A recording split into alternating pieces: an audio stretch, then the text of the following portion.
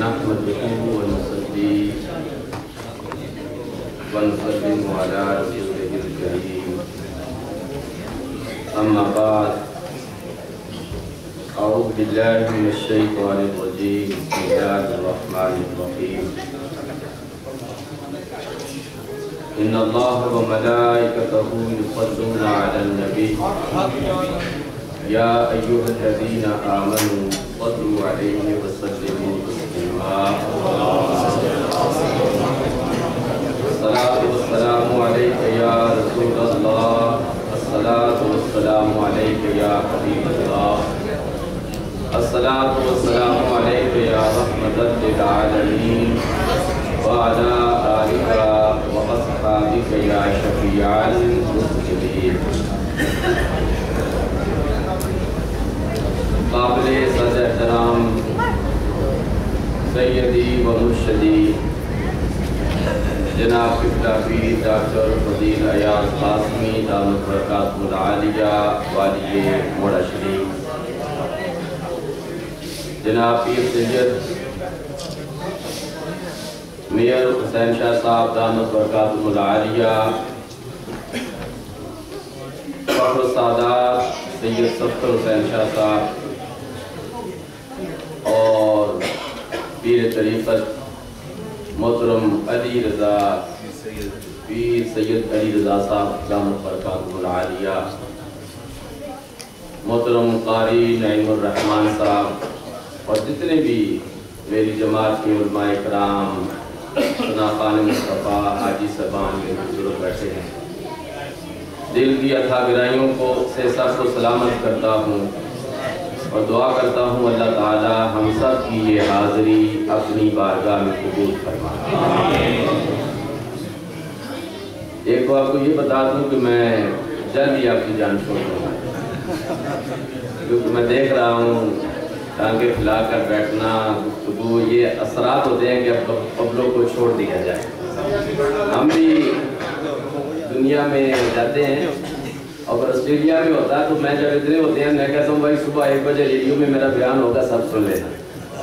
تو یہاں پر میں جانتا ہوں کافی دیر سے محفل ہے، اور میں بھی پیر صاحب بھی فرما رہے تھے اور قبلہ سید شاہ صاحب بھی فرما رہے تھے، طبیعت بہت ناساز ہے۔ تو ایک سلو بات عرض کرتا ہوں آپ سے، اگر معذرت سے معافی چاہتے ہوئے سارے بزرگوں سے بھی، نعتخوان حضرات سے بھی، اور ناراض ہوں گے بھی تو مجھے امید ہے میرا اللہ ضرور راضی ہوگا یہ بات کرنے پر۔ جب میرے پیارے نبی صلی اللہ علیہ وسلم پیدا ہوئے تو حضرت دائی حلیمہ جب حضور علیہ السلام کو لے کر گئی تو اپنا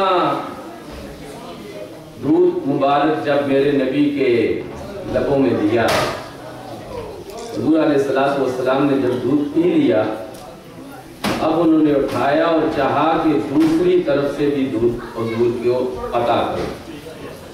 تو نبی کریم علیہ السلام نے دودھ پینا نہ پیا، اور جب تک رسول اللہ نے دودھ پیا 2 سال کی عمر میں، ایک ہی طرف سے دودھ پیا، دوسری طرف سے دودھ ایک دفعہ سبحان اللہ کہتے ہیں۔ آپ کا پہلے بات تو پوری کریں، آپ کا موڈ تقریر سننے کا ہے یا نہیں؟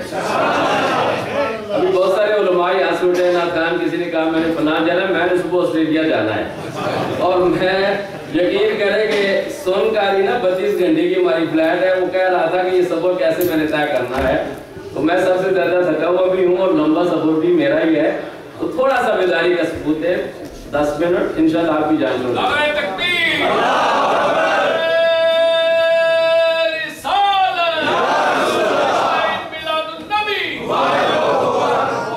نبی کریم صلی اللہ علیہ وسلم نے جب تک حضرت حلیمہ کا دودھ پیا، ایک طرف سے پیا، دوسری طرف سے دودھ نہیں پیا۔ سارے بولے دودھ نہیں پیا۔ کیوں نہ پیا؟ وہ شاہ صاحب نے فرمایا تھا نا، وہ نعتخوان جو پہلے پڑھ کر گئے ہیں کہ میرے آقا جانتے ہیں، میرے آقا جانتے ہیں۔ میں نے اصل میں تقریر میں نے اسی پاری کچھ خیالات کا اظہار کرنا تھا اور 2-4 جملے کہہ دیتا ہوں۔ نبی کریم علیہ السلام نے ساری جب تک دودھ کی عمر مبارک تھی ایک طرف سے دودھ پیا دوسری طرف سے دودھ نہیں پیا۔ میرے آقا جانتے تھے کہ میرے ساتھ دودھ پینے والا دوسرا بھائی بھی موجود ہے، جس میرے آقا نے ساری زندگی نبوت کا بوجھ اٹھانے کے بعد امت کو اپنی امت کو قیامت تک مسافات کا عدل کا درس دینا تھا، وہ آقا کیسے گوارا کرتے میں دوسری طرف سے دوسرے بھائی کا دودھ پی لوں۔ آپ سے ایک بات عرض کرتا ہوں، جتنے بھی حضرات یہاں پر بیٹھے ہیں، ایسی جب محفلیں ہوں، ایک تو ان محفلوں میں یہ سوچ کر آئیں کہ میرا اللہ اور میرا رسول اس محفل پہ آنے سے مجھ سے راضی ہوگا، میرا تو یہ ایمان ہے، اور الحمدللہ اللہ اور اللہ کا رسول راضی ہوا ہے اور ہوتا ہے۔ اگر ہم یہ سوچ لیں یار اس محفل میں میلاد میں آ کر ہم نے اپنے آقا کا یہ جو پہلا درس اور سبق ہے کہ عدل اور انصاف اور مساوات قائم کرنی ہے، ہم یہ سوچیں ہمارے اور بھی بہت سارے بھائی نعت پڑھنے والے ہیں اور بھی بہت سارے علماء ہیں، اور ٹائم کو تقسیم کر لیں اور 5-5 7-7 منٹ حاضری لگائے اپنے آقا کی بارگاہ میں تو کتنا اچھا ہوگا۔ اب پیچھے والے بیچارے بیٹھے رہتے ہیں کب وہ جان چھوڑے اور ہماری بھی باری آئے، تو دیکھو نا یہ تھوڑا عدل اور انصاف کے خلاف ہے۔ شاہ صاحب بیچارے تو ہوتے ہیں مجبور، اور قبلہ مولانا صاحب یہ تو میزبان ہے، اب یہ زبردستی تو کہہ نہیں سکتے، تو ہمیں ان چیزوں کا ضرور خیال رکھنا، اس سے اللہ راضی ہوگا اور اللہ کا رسول راضی ہوگا، اور میرے آقا کی سب سے پہلی تعلیم یہ عدل اور انصاف کو قائم رکھنا، اور دوسروں کی جو خیالات ہیں خواہشات ہیں ان کا بھی خیال رکھنا۔ اللہ تعالی ہمیں اس پر عمل کرنے کی توفیق عطا فرمائے۔ صرف ایک واقعہ، نبی کریم علیہ السلام نبی بن گئے، نبی بننے کے بعد نبوت کا اعلان کیا، قریش مکہ دشمن ہو گئے، کوئی جادوگر کہنے لگا، کوئی کیا کہنے لگا، کوئی کیا کہنے لگا، مگر جب وہ میرے آقا کی مخالفت کرتے، حضور علیہ السلام کے معجزات کمالات کبھی انگلیوں سے، کبھی آپ کے چہرے سے، کبھی آپ کے مبارک اشاروں سے ظاہر ہوتے، اور لوگ میرے آقا کے دیوانے بنتے چلے جا رہے تھے۔ اہل مکہ نے سوچا محمد صلی اللہ علیہ وسلم کو روکا جائے، اگر ہم نے روکا نہ مکہ کے اندر ہمارا دین ختم ہو جائے گا، باپ دادا کا نام ختم ہو جائے گا، ہمارے بتوں کا کوئی نام لینے والا نہیں ہوگا۔ یمن کے ملک سے انہوں نے ایک جادوگر منگایا، کس کو بلایا؟ جادوگر بلایا، نام تھا حبیب یمنی۔ وہ مکہ آیا، اور جب مکہ پہنچا حبیب یمنی نے کہا مجھے محمد صلی اللہ علیہ وسلم کے پاس لے چلو، میں جا کے بات کرتا ہوں۔ ابو جہل نے کہا نہیں، ہم تمہیں وہاں جانے نہیں دیں گے، کیونکہ آج تک جو محمد کے پاس گیا ہے پھر لوٹ کے واپس، جو بھی محمد صلی اللہ علیہ وسلم کے پاس جاتا ہے بن کے دشمن جاتا ہے، ان کو روکنے کے لیے جاتا ہے، مگر جب محمد کا چہرہ دیکھتا ہے اپنا جان مال اولاد سب کچھ قربان کر کے محمد کا غلام بن جاتا ہے۔ لہذا ہم جانے، یہاں مکہ کے بعد ایک بڑی جگہ پر سب بیٹھتے ہیں، اور سارے سردار مکہ کے وہاں بیٹھیں گے اور محمد صلی اللہ علیہ وسلم کو وہاں بلائیں گے۔ میرے آقا صلی اللہ علیہ وسلم کو بلانے کے لیے بندہ بھیجا، سارے سردار مکہ وہاں بیٹھے۔ حضور کے آنے سے پہلے ابو جہل نے ان سے کہا آج ایک بات کان کھول کر کے سن لو، آج سے پہلے جب بھی محمد ہماری محفل میں آتا ہے تم سب اٹھ کے ان کے عدم میں اٹھ کر کھڑے ہو جاتے ہو، اور آج ہم سارے سردار یہاں پر بیٹھے ہوئے ہیں، سب یہ وعدہ کرو کہ محمد صلی اللہ علیہ وسلم جب آئے تو ان کے ادب میں احترام میں کسی نے کھڑا ہونا۔ سب نے یہ وعدہ کیا نہیں کھڑے ہوں گے. میرے آقا صلی اللہ علیہ وسلم آئے. مختصر کرتا ہوں. حضور علیہ السلام جب آئے ایک کافر اٹھ کے کھڑا ہوا, دوسرا کھڑا ہو گیا, تیسرا کھڑا ہو گیا, ابو جہل خود بھی کھڑا ہو گیا. حضور علیہ السلام تشریف لے آئے اور جو ان کی چند باتیں تھی وہ ہی, اور جو وہ حبیب یمنی آیا تھا وہ نبی کریم علیہ السلام کے سامنے پیش ہوا. اس نے کہا کہ میں یمن سے آیا ہوں, بہت ساری کتابوں کا علم بھی ہے, اور جادوگر کو اور غیر جادوگر کو میں اچھی طرح پہچانتا ہوں. میں یہ دیکھنا چاہتا ہوں آپ اللہ کے رسول ہیں یا نہیں. 2 سوال کروں گا, اگر آپ نے 2 سوالوں کا جواب دے دیا تو میں جان جاؤں گا کہ آپ اللہ کے رسول. پہلا سوال تو یہ ہے, میں یہ جانتا ہوں جو اللہ کا رسول ہوتا ہے اس کا حکم جیسے زمین پر چلتا ہے ایسے آسمان پر بھی. اگر آپ اللہ کے رسول ہیں تو چاند کے 2 ٹکڑے کر کے دیں. میرے مسلمان بھائیوں, میرے پیارے نبی صلی اللہ علیہ وسلم نے انگلی کو اٹھایا, چاند کے 2 ٹکڑے کر دیے. ایک مطالبہ اس کا پورا ہو گیا. اب ابھی وقت تھا کہ وہ کہتا میں دوسرا سوال کروں. میرے آقا نے فرمایا اے حبیب دوسرا سوال تو نہ کر, اگر چاہتا ہے تو میں تیرے دوسرے سوال کا جواب بھی دے دیتا ہوں اور یہ بھی بتاتا ہوں سوال کیا ہے.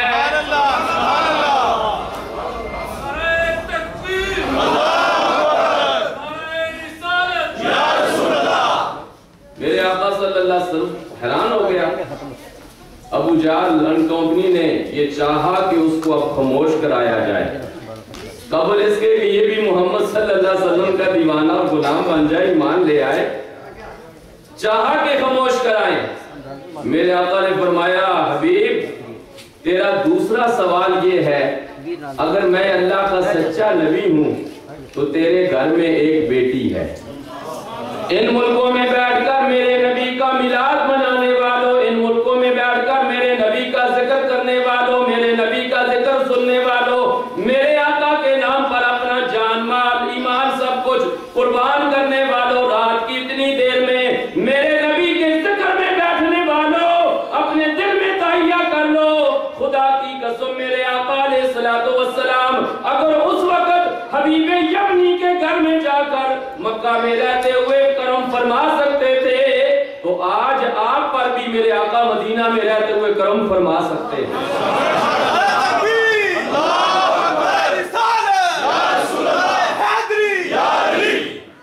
فرمایا حبیب تیرا دوسرا سوال یہ ہے, تیرے گھر میں تیری ایک جوان بیٹی ہے, بچپن سے آنکھوں سے اندھی, ہاتھوں سے لنگڑی, پاؤں سے لنگڑی, ہاتھوں سے لولی, نہ چل سکتی ہے, نہ بات کر سکتی ہے, نہ دیکھ سکتی ہے, ایک زندہ لاش ہے. اور تیرے دل میں یہ خیال ہے کہ اگر میں اللہ کا سچا رسول ہوں تو اس کو صحیح کر دوں. یہ تیرا سوال ہے. جب اس نے سنا نا تو ابھی اور آگے کچھ کہنے کی ضرورت نہیں پڑی, میرے آقا کے قدموں میں گر گیا, کلمہ پڑھا, گواہی دی اشہد ان لا الہ الا اللہ و اشہد ان محمد رسول اللہ. میں گواہی دیتا ہوں واقعہ یہ آپ اللہ کے رسول ہیں. عرض کی یا رسول اللہ میرا سوال تو آپ نے بتا دیا, اب مجھے اجازت دیں میں یمن جاؤں, اپنی بیٹی کو اٹھاؤں اور آپ کے پاس لے کر مدینہ آؤں تاکہ آپ اپنا کرم والا ہاتھ اس پر پھیریں تو اللہ اس کو شفا عطا فرمائے. میرے مسلمان بھائیوں, حبیب یمنی فرماتے ہیں میں مکہ سے سفر کرتا ہوا یمن پہنچا, دن رات کا سفر کیا کہ جلدی سے جا کر اپنی بیٹی کو اٹھا کر مکہ لے کر آؤں. فرماتے ہیں جب گھر میں پہنچا دروازے کو دستک دی اور میری وہی بیٹی اپنے پاؤں پر چلتی ہوئی دروازے پر آئی اور آ کر اس نے دروازہ کھولا, مجھے سلام کیا, سلام کا جواب دیا.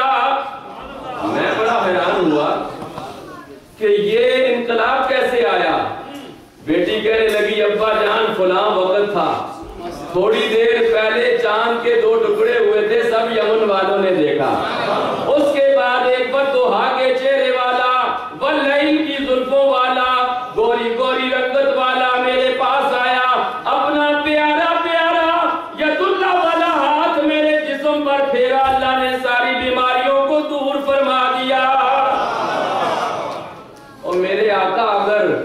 مکہ میں رہ کر حبیب یمنی کی بیٹی پر رحمت کا ہاتھ پھیر سکتے ہیں۔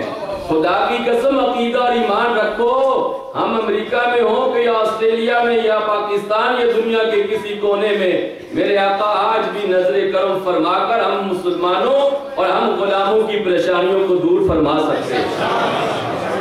آخری بات، وہ ابو جہل نے کیا کہا تھا؟ نبی پاک کی تعظیم میں کھڑے ہونا۔ اب حبیب یمنی تو مسلمان ہو گیا، غلام بن گیا، ان کو بڑی پریشانی ہوئی اور ابو جہل اور کوفنی آپس میں لڑنے لگے۔ ایک دوسرے کو کہا کہ ہم نے منع کیا تھا کہ محمد صلی اللہ علیہ وسلم کے ادب میں کھڑے نہ ہوئے ہونا، تم کیوں کھڑے ہو، تم کیوں کھڑے ہوئے؟ انہوں نے کہا ابو جہل ہمیں تو چھوڑو، تم بتاؤ تم خود کیوں کھڑے ہوئے تھے، تم خود کیوں کھڑے ہوئے تھے؟ کہنے لگا میں کیا بتاؤں، میرے نہ چاہتے ہوئے بھی کسی نے میرے کان سے پکڑ کر مجھے کھڑا کر دیا۔ میرے مسلمان بھائیوں، نبی کریم صلی اللہ علیہ وسلم کل بھی اپنے غلاموں، اپنے عشاق کے حالات کو جانتے بھی تھے اور اللہ کی عطا سے ان کی مشکلوں کو حل فرماتے بھی تھے۔ اور نبی کریم صلی اللہ علیہ وسلم کے بے ادب اور گستاخ کل مشرکین مکہ کی شکل میں، کل ابو جہل اور ابو لہب کی شکل میں رسول اللہ کے ادب اور تعظیم سے